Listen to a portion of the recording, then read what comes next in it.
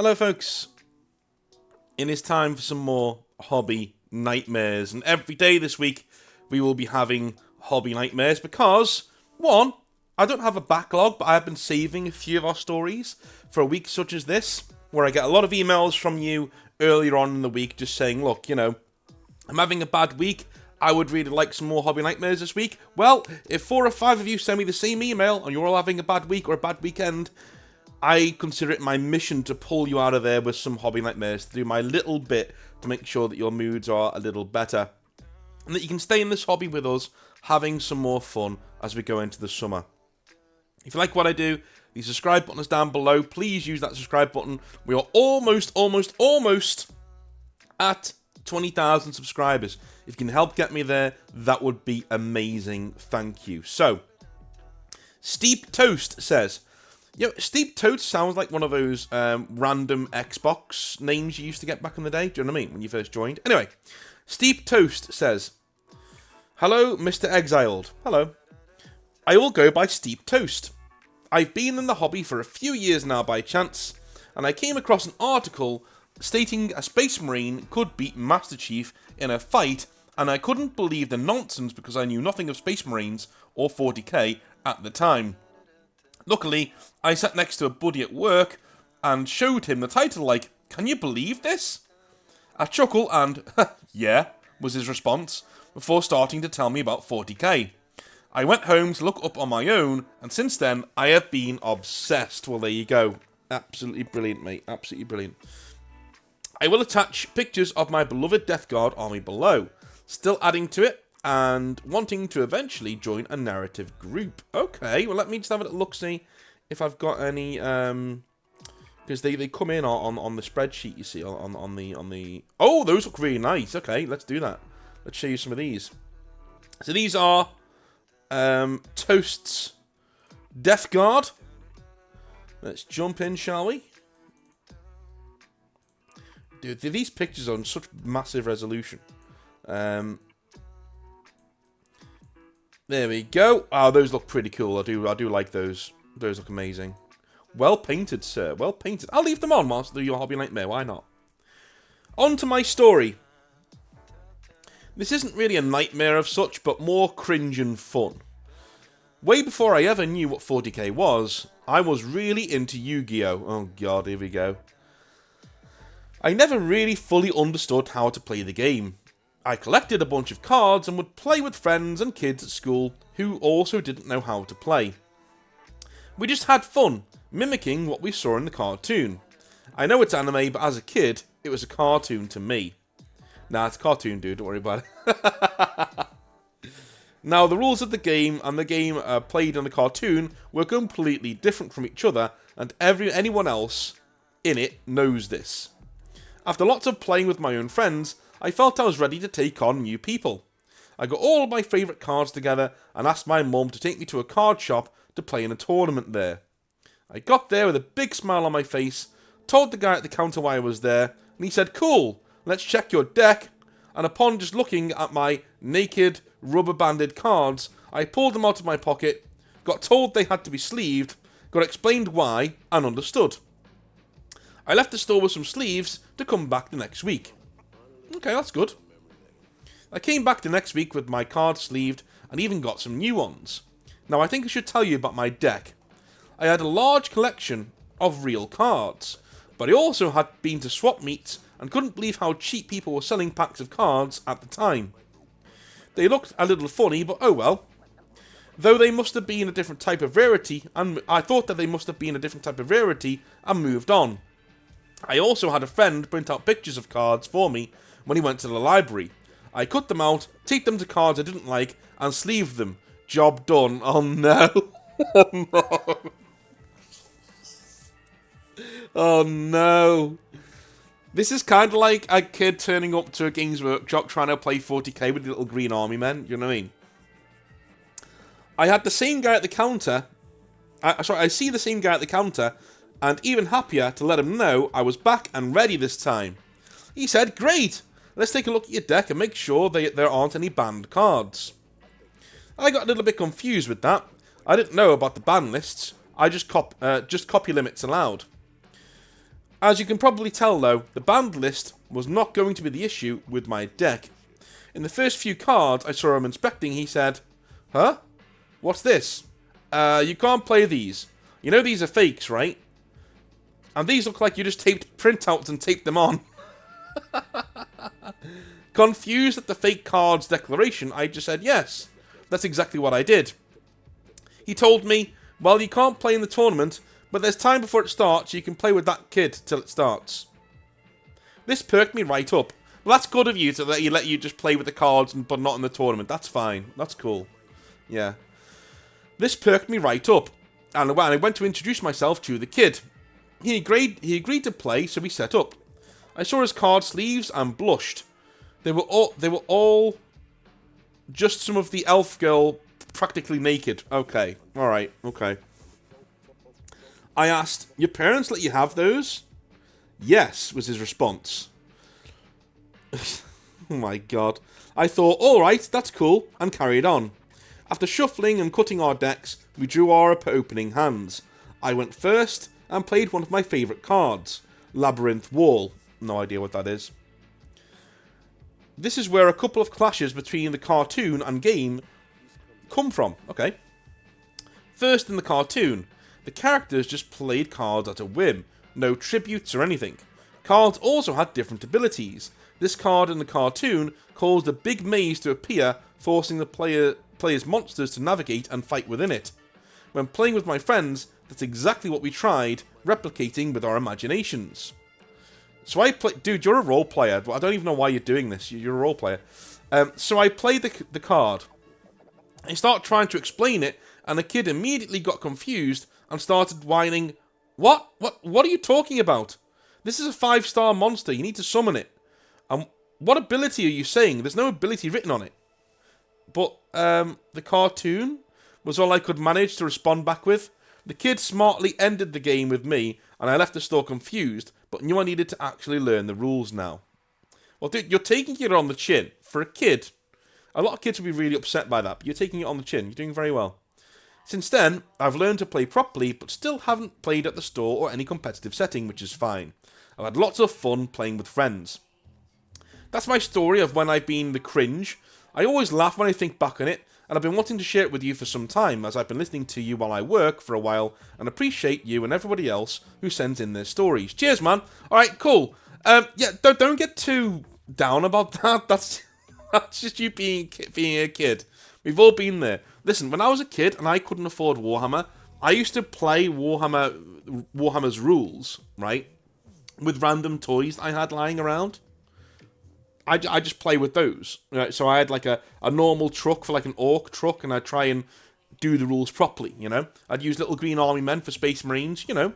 I would never do it with people because I kind of knew that you couldn't do that. But to learn the rules, I certainly did that on my own time. And with a few friends who understood too, who also wanted to learn the rules. So don't be too hard on yourself. You know, being a kid's fine. And having an imagination is also really, really good. So don't worry about it. It's all good. Sanesi Brad says, okay, cool. Hello, Mr. Exile. I discovered your channel as I was building minis, and one of your videos appeared after the YouTube algorithm blessed me with your presence. I've been enjoying your content ever since. In fact, it threw me for a loop when listening to one of your videos, and as I was the subject of one of the nightmares. Oh my god! I knew the name sounded familiar. I'm the guy with the Chaos Knight with the Bluetooth speaker. Sanesi Brad. Okay. That's cool. Oh, right, so you weren't, the subject is in, you weren't the bad guy in that, from what I remember. Throughout my time playing narrative campaigns and tournaments alike, bringing the joy of corruption to the Prince of Excess, excels in, I have had my share of the odd, the weird, the strange, and the downright degenerate. Dude, I can only imagine how your heart skipped a beat when you realised it was you. You were the subject of the hobby nightmare. I can only imagine. There are outliers for the hobby overall, but we all know the nightmares are the things people want to hear. So buckle up and grab some tea, Mr. Exile, whilst I myself grab a beer and list off some of my funniest, weirdest, and worst moments in my years in this fine hobby of ours. Hobby nightmare number 1. Furry Frank and Neckbeard Nick. Okay, well, I think we know where this is going. I was participating in a narrative campaign back in 2022 with a few friends and 2 guys I didn't know that were brought in by one of the people I did know. One of these guys we will call Furry Frank. Frank, as predicted, was a furry. He'd rock up with dog ears and a tail. We thought this was a tad odd. You're so British, dude. Like in America, they'd be going, whoa, what the fuck with this guy? British dude, that's a tad odd. You know, just love it. We thought this was a tad odd. But he seemed like a cool guy, even if he is just a tad different.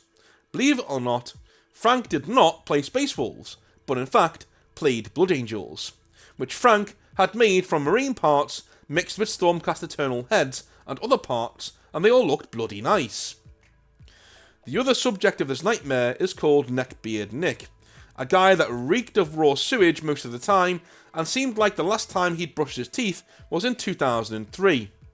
Nick was apparently a regular at this hobby store, it wasn't my regular one, and had a sizable Black Templars army. Oh no, don't be giving the Black Templars a bad name, you bastard. This campaign we were playing was about seizing territory on a key hive world with smaller squads and mission objectives. Think modern boarding action, with extra steps. The story of the campaign, as me and my buddy James were the only Chaos players and the rest of them were Imperials, the Emperor's children had teamed up with the Black Legion, James's army. They had to work against us in strike missions and avoid retaliation to take back the planet. In a mission to assassinate one of the Emperor's children's leaders, Frank and Nick teamed up on a mission, but by teaming up, they activated a trap card which gave the Emperor's children knowledge of their plans. The mission went absolutely tits up, and Nick lost his favourite character permanently in the attack. He absolutely went berserk, and blamed Furry Frank for not having his back. Frank didn't take this very well, and just kind of slumped in his chair as he was having a blast up until this point, and it was Nick's fault for not noticing a massive defiler looking directly at his guy. I defended Frank, and I honestly thought Nick was going to flip the table on us. The store owner told him to cool off, and I shit you not, Nick threw his marines at Furry Frank, to which Frank got up and pushed this smelly man-child off of his chair and onto the floor. And that's sadly how the campaign ended. I have a few small nightmares of people raging, shouting, getting silly over a game of toy soldiers, but the big one I'll end on, if you remember the story I was part of before, North. I don't. So, always best to go on the side of the fact that I don't remember. Because it's been quite a while, and I get quite a few hobby nightmares, you know what I mean? So I just, err on the side of caution. Anyway. I entered the tournament and was paired up with none other than Space Wolf Dave, the guy who rage quitted on me in the story last time. At this grand tournament, he didn't actually recognise me at first, as I had shaved and had a different haircut, was wearing a cap, etc. I recognised his chunk immediately. He remembered who I was as soon as I pulled out my Sanesi Knights, I hate that word, Sanesi Knights, from their travel box. He said something along the lines of, "And now to beat just knights, you're done this time." As I took out more knights from the box, I hadn't taken the speaker knight this time, but lots of war dogs and a Cerastus, and this time Dave didn't say a word about my conversions or paintwork, thankfully. The first 2 turns were fairly uneventful, but from turn 3, Dave was losing. He started to throw his dice extra hard and raged at the many 1s and 2s he was rolling. Lots of swearing later, I beat him 99 to 80. It's a close game. The game was actually good. He played really well. His attitude just stank. I went to shake his hand and he refused to, citing that he should have won if it wasn't for his stupid fucking new dice. His own words. He launched a handful across the table and a bunch of them struck my Cerastus Knight, my best painted model and prized possession. Oh my god. Don't let it topple over. Oh no, the dice knocked it over, breaking off the capes on the back. I gave him the coldest glare and just stared at him, a look of anger on my face. Dave snapped out of his rage and profusely apologised. I handed him glue for my case, and whilst glaring at him, I say, quietly, "Fix it." Dave does so, and then scampers off. Other games in the tourney went off without a hitch, and I never saw this fat twat ever again.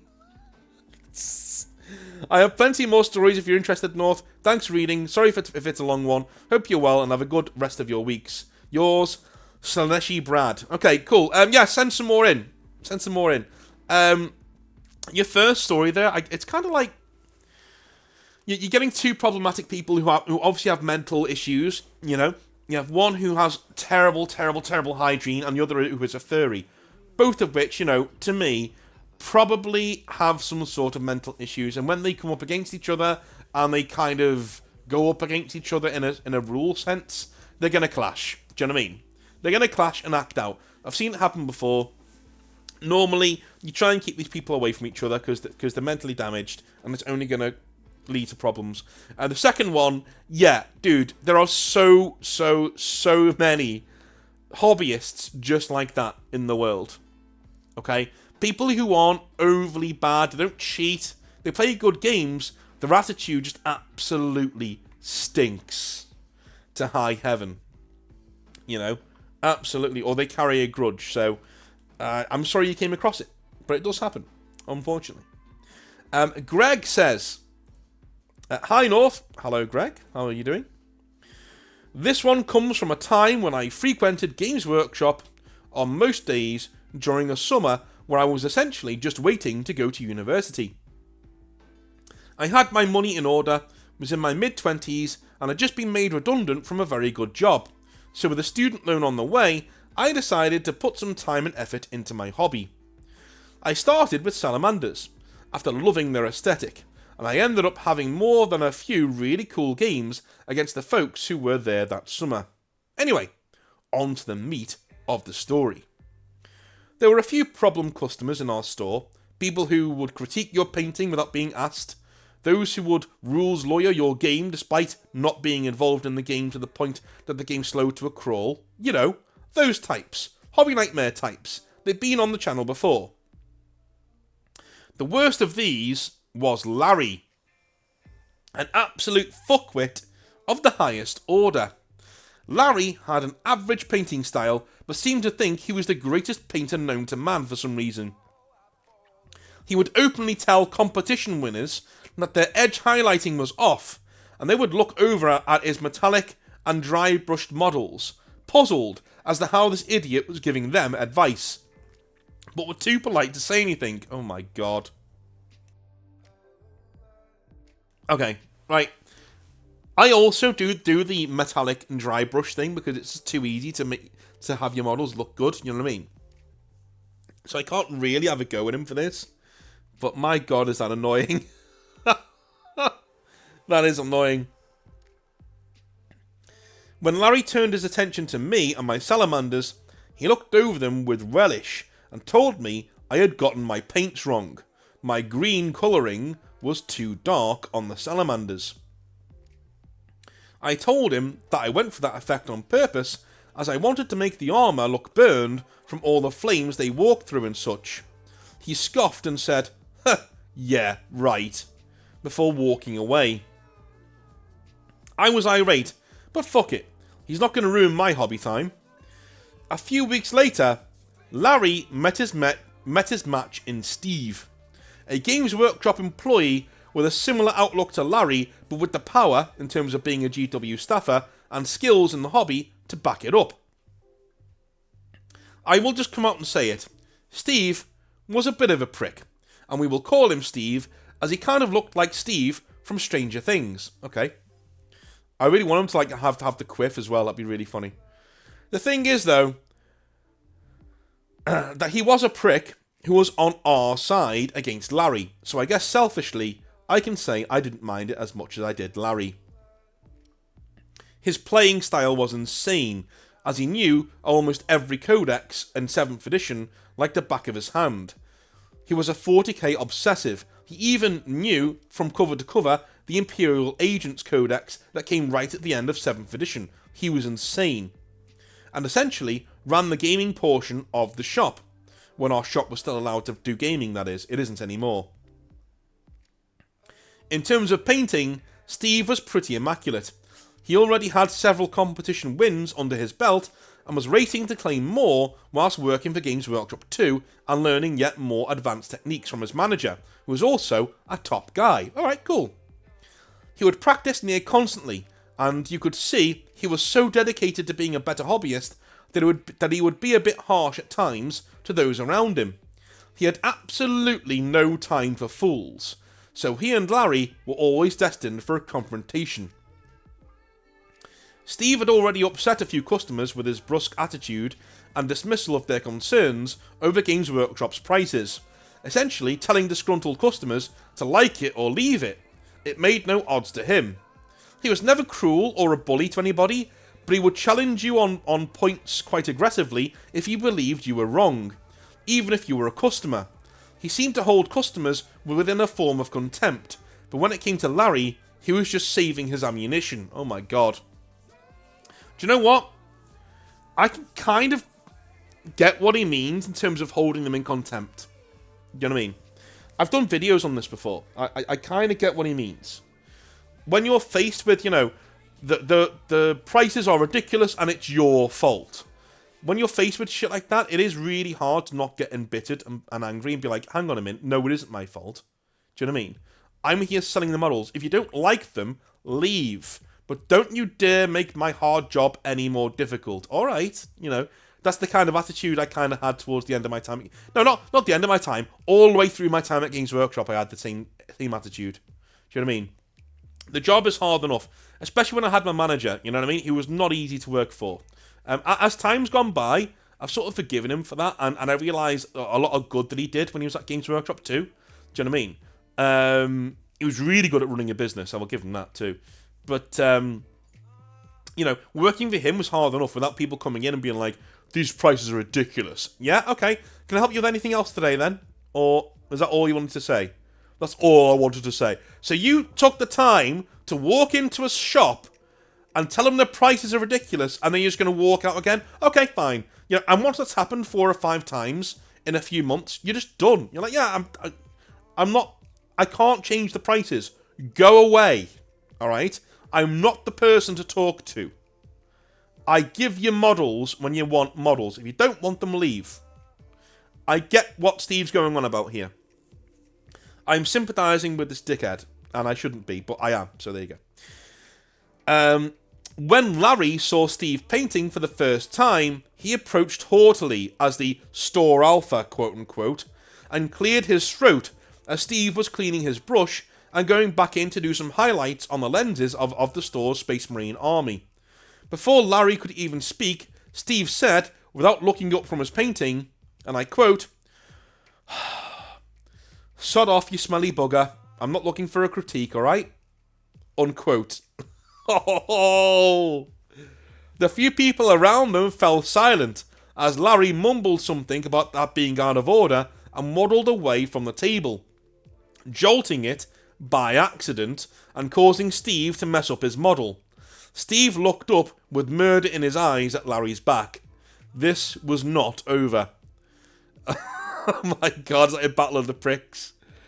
A week later, Larry was back in the store and ruling the roost at the gaming table with 3 wins already under his belt that Saturday, using some broken-ass Tau formations. This again was the end of 7th edition, against casual players and one kid from our local school. Steve stood up from his painting, stretched his back, and when Larry asked for a challenger, Steve just shrugged. "You can play me next," he said, heading over to the table and getting out the store Iron Hands army. 2 Skyhammer formations with a multitude of near unkillable vehicles with Tech Marines and a Smash Captain. The Meta Army. If you remember, Iron Hands were kind of broken at this point and you couldn't really kill their vehicles. So here we go. What followed was a slaughter on both sides, as we had a Tau gun line list against the other Meta force currently in 40k. Or at least it should have been. Steve was just too surgical with his rules and too clever to allow the Tau any firing lanes or time at all. When the Skyhammers came down, they did so not all at once, but one by one, and all the Tau were limited to snap shooting whenever they came down. The Iron Hands Land Raiders rocked up and disgorged a load of cheap assault marines without jump packs into the fray, mulching a load of the Tau line on turn 2 before they could really bring their guns to bear despite their defences and gun line. When you're hitting on 6s because of being pinned thanks to the Skyhammer formations, there really is only so much you can do. By turn 2's end, most of the Tau gun line was mulch on the floor, and at the start of turn 3, Steve hit the coup de grace by deep striking in his captain with his Assault Terminator bodyguard. The game was done as the Riptide nearby went down to their charge from deep strike. Larry looked pale. This was a systematic dismantling of a man's entire ego in front of the whole store. Steve held out his hand as Larry conceded. "I'd say good game," said Steve, "but, you know," he said, gesturing to the massive Tau dead pile. "No need for that," Larry mumbled, setting his Tau army away and going to sulk at the painting table. Before long, though, Steve was over there. And he said, "If you're not going to paint, mate, you can't sit there," he sighed.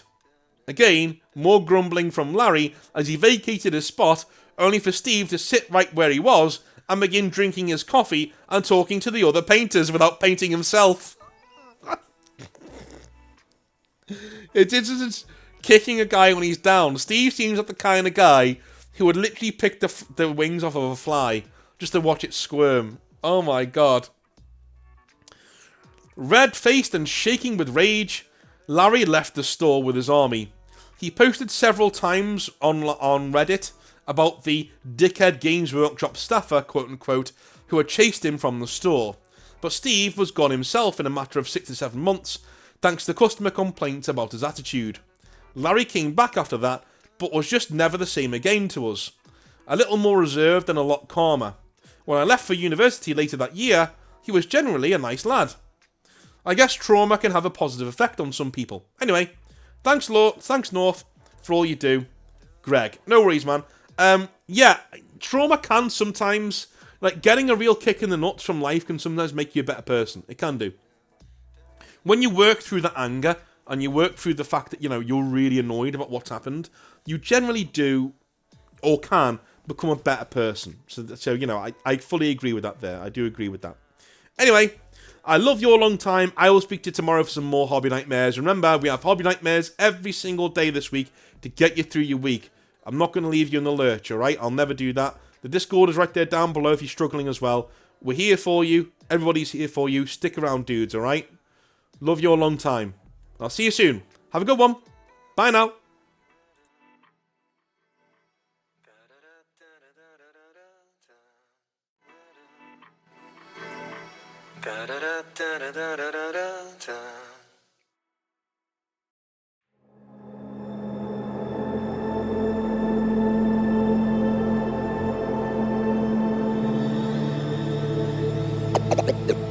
Let's write down.